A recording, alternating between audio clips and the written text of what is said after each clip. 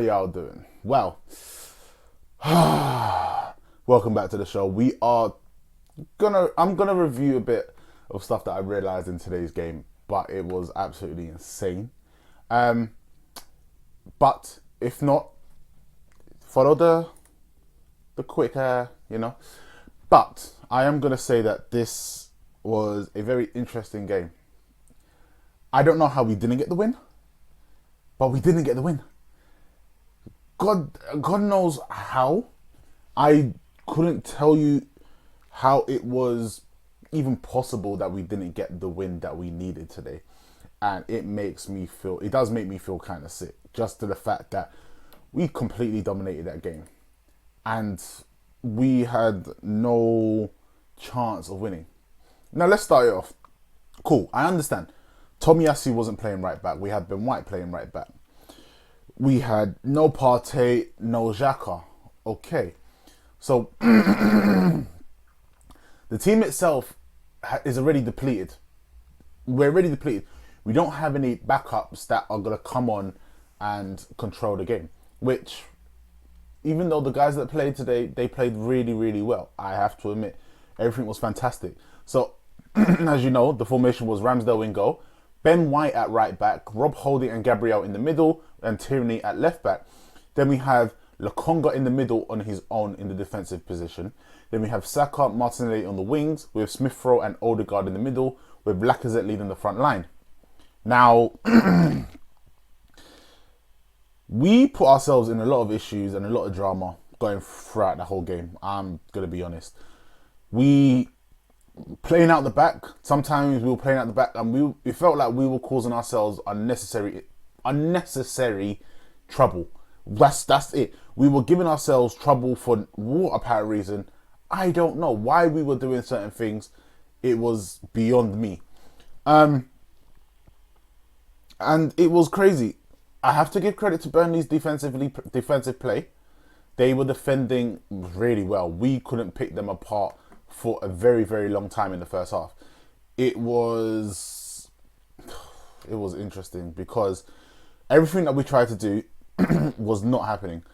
Saka obviously was able to do what he needed to do against Peters, which was great. But then when it was going into Martinelli in the first half, it wasn't as proficient. He would get the ball, but he wasn't able to beat the left back as much as he usually would beat any other left back. So they definitely planned and well defended against everything that we could throw at them. Like, trying to break them down defensively was very, very difficult because they were very well structured. They were prompt, and everyone got back into formation as soon as they lost the ball. It was next to impossible to get that ball back. Well, to get that ball through. To give Nick Pope any sort of trouble taking a shot. It just was not there. Now, one thing about Arsenal that we had been good at for most of the season was our set plays, defending set plays. We're really good at it this season. But in this game, we looked shaky. We looked like we didn't know what the hell was going on. And when that ball would come into the box, it was either Ramsdale was not catching him, he wasn't putting any power behind him to get the ball out of the area. There were multiple chances that Ramsdale palmed it out, but it didn't go anywhere. And he got kicked away by Rob Holding, saving us from a potential goal. It just felt like we were sloppy. Like, defensively, it felt like we were sloppy when it came to set plays. And that made me nervous throughout the whole entire game. I know it definitely made a lot of you nervous out there because Arsenal are I'm not gonna lie, they're not good for the heart. They're not good for the heart sometimes when we watch them play, because there was a lot of things in this game that just didn't make any sense. And we're gonna cover that. That's what we're gonna do. We're gonna definitely cover that. Now, on to the next one. When we're crossing the ball in, we just happen to have no players in there ready to attack the ball. None. Like, Lacazette would be behind two defenders. Then you'd have Saka at the back of the box. But there was no one in front of Lacazette, in between the front post and Lacazette and the penalty spot. Not a single soul.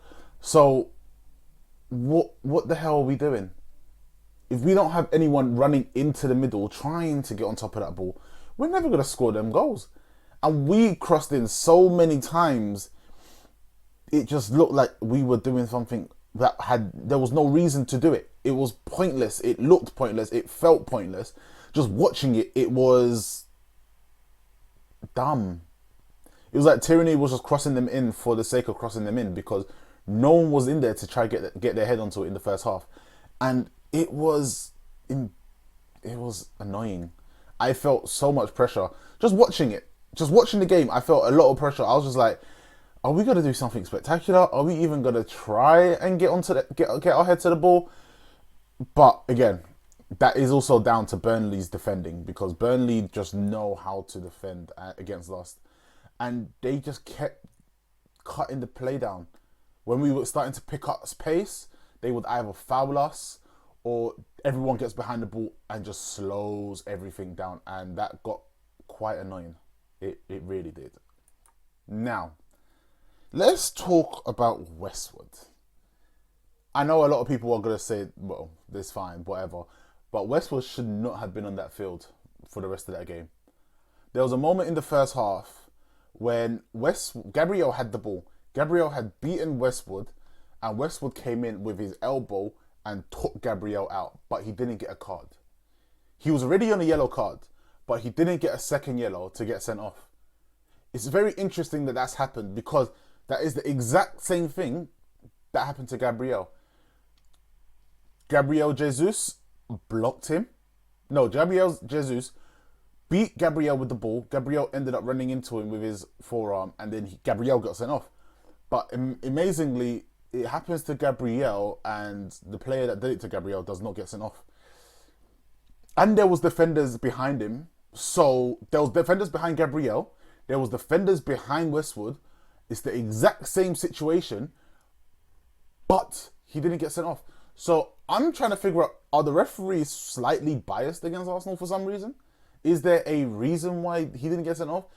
I think a lot of people were pissed off about that, because Burnley should have been down to 10 men from the first half. That's what should have happened, but he stayed on. And in my eyes, I was sitting there and I was like, I guarantee this bastard is going to go score now. I guarantee you he's going to go score. Luckily he didn't. Luckily no one did. But that would have been just a basic, okay, I guess this is happening again. Goal, Arsenal screwed. Here we go again. Bullshit. Absolute bullshit, as usual. Sweet. Now, with Arsenal, we had a lot of shots going off at that goal. A lot of shots, but none were putting pressure on Pope. The defenders were defending very, very well, to the point that he really didn't need to make much saves. I believe, if I'm correct, he made like 5 saves in that game. Don't get me wrong. The saves were great. Smith-Rowe had a chance. Lacazette had a chance. There were a lot of chances for us to get a goal, and we fucked it. I'm going to say it straight up and simple. We fucked it. Absolutely fucked it. Arsenal, there was a beautiful, oh my gosh. It was, Smith-Rowe, Saka, Martinelli, Odegaard were definitely the stars of the game. But Saka, obviously, in the first half was definitely the star. He did everything that he could to try and get us into that box. Saka was fouled. I got a feeling that out of the 13 fouls that Burnley had done on us, I would easily say that Saka was 5 of them. Saka was definitely 5 of those tackles. He was taken down so many times. It was like, what the hell's going on? Why is he getting beaten up? And nothing's being said by the referee. Not a thing was said. It's just like, what the hell? And also what makes it worse is the time wasting. Nick Pope was taking so long. Even in the first half, he was taking forever to kick the ball off. When it came to throw-ins, they'll take it forever to do throw-ins. There are so many factors in this game that you just sit there, you're just like, how has that been allowed? How has the referee not reprimanded them at all throughout that whole entire game when they were time wasting for a long time? Don't get me wrong. Yes, you can use the whole 6 minutes, 6 seconds. I get that. But damn, do you not just want to try win the game or anything? You just want to waste time? Cool. Understood. And then we came out for the second half and we changed the pace of that game. It was amazing. I've seen it multiple times. We put pressure on them. We just kept going at them. There was a period where it was like 15 minutes where it was just consistent attacks, attack. But no goal was produced. Not a single goal was produced. I couldn't believe it. I just couldn't believe that we couldn't get one goal. One goal. With all the attempts that we had, we couldn't get one goal from all of these attempts. It was frustrating. It was very, very frustrating. So, I know, I haven't done the stats yet, but the stats are just beyond insane. 76 possession to Arsenal. 24% to Burnley. Arsenal had 20 shots. Burnley had 10 and Arsenal had 5 on target. Burnley had 1 on target. And we couldn't get one goal? One? What the hell are we waiting for? What's going on? Smith Rowe did a beautiful play, ran it into the box, ran down the byline, passed it into Lacazette, and Lacazette missed it. I think I put my head into my hands and I just said, this isn't happening. This isn't happening. This is the moment where Burnley are going to come back and they are going to take the victory. It just sat there. It was just like, here we go again. Here we go again. It's like you're playing a game of FIFA. You're destroying the other person. You've got all the possession. You're taking the shots. You are shooting. You are trying to score. You're doing everything possible to get the win. And then they get that one attack. They get that one attack and score the winning goal in the last couple minutes. And you're just like, so that happened. This has actually just happened. Like I say, this game today was more frustrating, I think, for the fans watching it than it's ever been before. Whenever we've done stuff like this, 20 shots on goal, 70, I don't think we've ever had 76 possession in any game in a very, very long time. But we dominated the game, but we couldn't just drag out that win. What the hell is it that we're missing? What is it? Because we have our starters are fantastic. All the guys that are starting now, don't get me wrong, we have a very, very young team. Very, very young team. But we have the collection of players that can outplay most of the teams in the Premier League and definitely outscore them. But we're not doing it. We're not doing it. It's getting to the point of what the hell is going on. So now it comes to the transfer. We've got 1 week. We've got 8 days left of the transfer market. Dusan was not put into the lineup or put on the team sheet for Fiorentina today. We know this. Now the question is, does that mean that he's coming to Arsenal? Does that mean that he is on his way to do his medical? We don't know, because we've had this story before.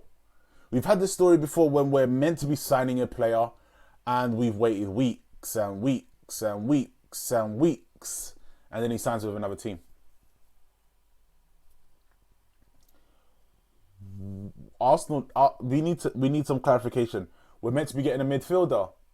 Don't know if that's happening. Arthur from Juventus. Don't know if that's happening. There's a rumour that Renato Sanchez is going to come to Arsenal for 24 mil. If I'm not correct, he is still injured, if I'm not correct. But, this... to be fair, I'm going to end it like this. Arsenal have no game changers on the bench. When all of our main players are out, like Partey, Xhaka, our midfielders are out. Xhaka, alright, fair enough, Xhaka's just Xhaka. But when we don't have our players that we want to play on our bench, who do we have as an impact player to come on? Eddie Nketiah. I'm sorry, but I do not have any faith in Eddie Nketiah to do anything great. I'm going to be honest. He came on against Man United, had the chance to tie the game. That didn't happen. We don't have the star quality on the bench to come in and take over a game. We just don't. And I think that's where Arsenal are lacking. We need to have solid backups on the bench. Right now, we've just got youth players. We sent out Nathan Ainsley on loan to Roma. We don't have centre midfielders. Why are we sending our midfielders out on loan? With an option to buy? I don't understand what's going on right now.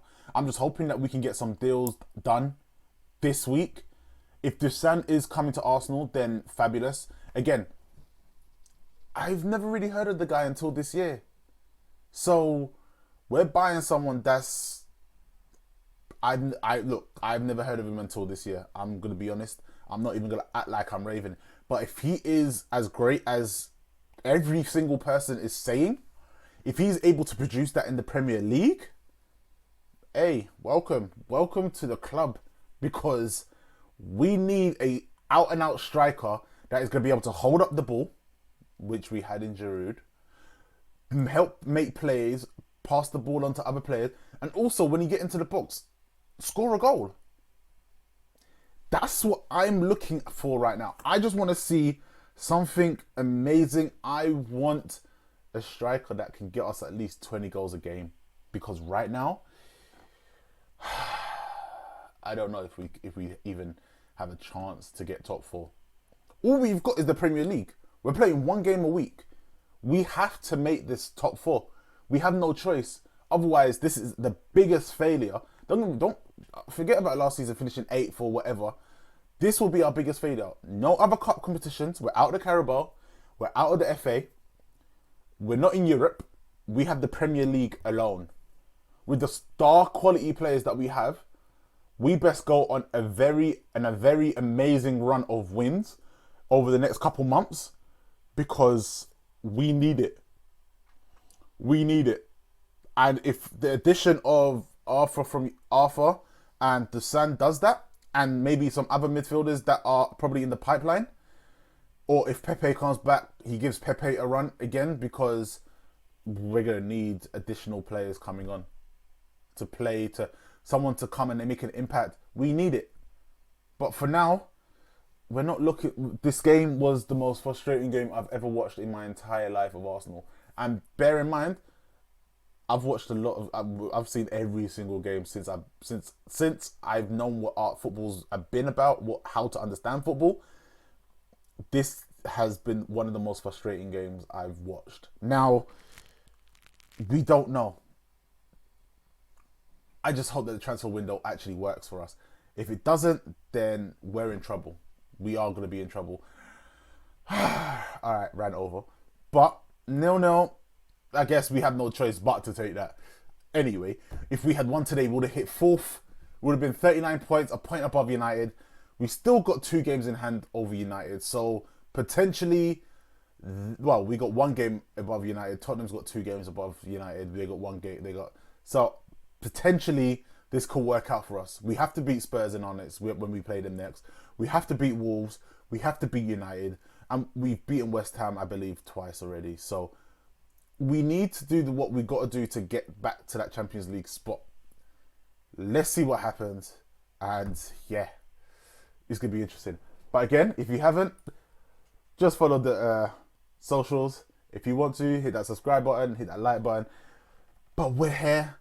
We're going to be doing this, and I will be doing reviews like this, because I like to rant, and I need to rant sometimes. And Arsenal are definitely making me rant and making my heart pressure going a lot high. They're not good for the heart, man. This team is not good for the heart. It's not. But again, thank you all for jumping in. Catch you later. Bye.